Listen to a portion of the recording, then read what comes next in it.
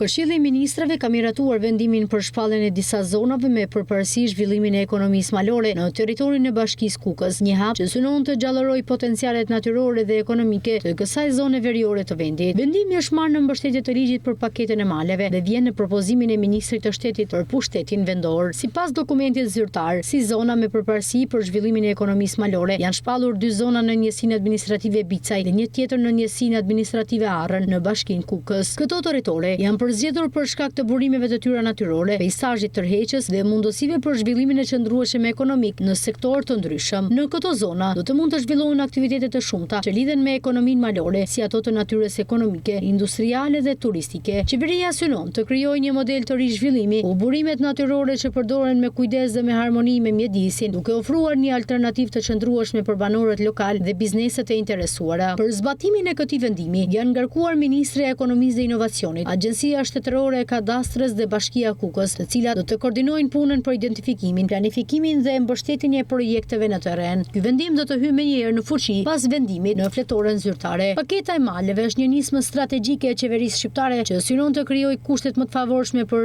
zhvillimin e turizmit malor, agropërpunimit, bujqësisë dhe blegtorisë në zonat me potencial të lartë natyror. Kjo paketë përfshin lehtësisht fiskale, mbështetjen infrastrukturore dhe mundësi financimi për bizneset dhe fermerët që investojnë në territoret malore. Aplikimet për përfitimin nga paketa e maleve do të mbeten të hapura deri në fund të vitit 2025, sipas parashikimeve të qeverisë. 500 aplikantët e parë do të përfitojnë lehtësira fiskale për një periudhë 10 vjeçare, një masë e cila synon të nxjisë investimet e hershme dhe të qëndrueshme në këto zona, duke krijuar vende pune dhe duke frenuar braktisjen e fshatrave malor. Ekspertët e zhvillimit rural e kanë vlerësuar këtë hap si një mundësi reale për rigjallërimin e zonave të thella, të cilat prej vitesh përballen me sfida të mëdha ekonomike dhe demografike. Zbatimi efektiv i vendimit pritet të sjellë ndikim të ndjeshëm në ekonominë lokale dhe të hap rrugën për një model të ri të zhvillimit qëndrueshëm në veri të vendit.